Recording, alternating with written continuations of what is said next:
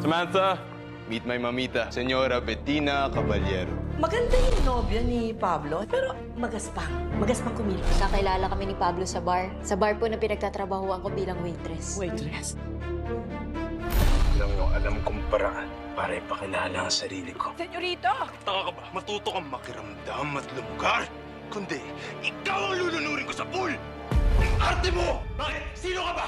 Tsugin ka lang naman. Tama si Tanggol. Gago ka nga. At least ako gagong mayaman. Eh yung tanggol, gago lang.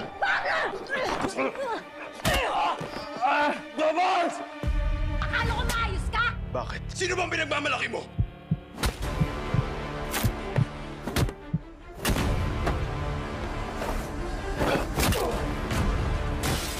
Huwag niyo tumakas sa kayo! Tanggol, tara na!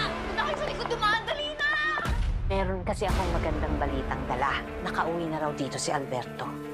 Naglalagi daw to doon sa Calle Gonzales. Alam ko na kung saan nagtatago si Alberto. Kamay Gonzales compound, dito sa Quiapo. Kailangan pala kumilos na tayo. Huwag na tayo mag-aksaya ng panahon. Ang kapal nga! Hindi ka pa ng kontento sa pagiging kabit! Sinisisik mo parang sarili mo dito sa bahay ko! Asan na yung tapang mo? Marami na akong napatay na kriminal dito sa Quiapo. Marami na rin akong nakaharap na halang bituka. Sige, iputok mo! Sinasabi mo na nga ba, nakikipagkita ka dito sa pugante yung anak mo? Si Tanggol lang ang pwedeng gumawa nito dahil gusto niyo ang gantihan at patayin na anak namin ni Elena!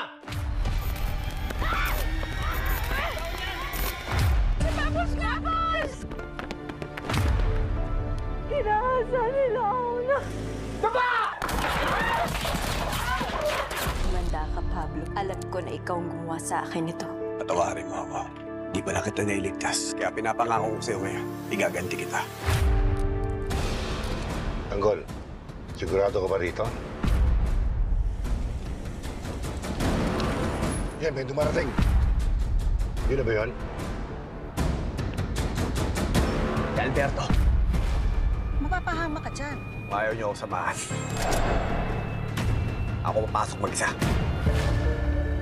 Mukhang mabibigyan ko na rin ng katarungan ang pagkamatay mo. Hoy! Ano ginagawa mo dito?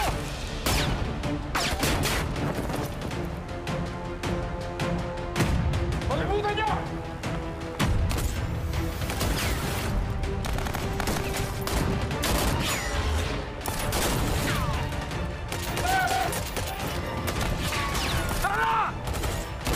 Ito na ang tamang oras para makaganti tayo sa kanya. Hindi ko! Masyado silang marami sila natin kakayanin!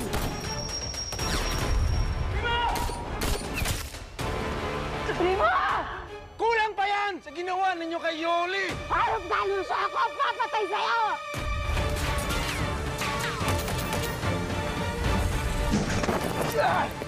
Yung lalaking tumangay, kimunik.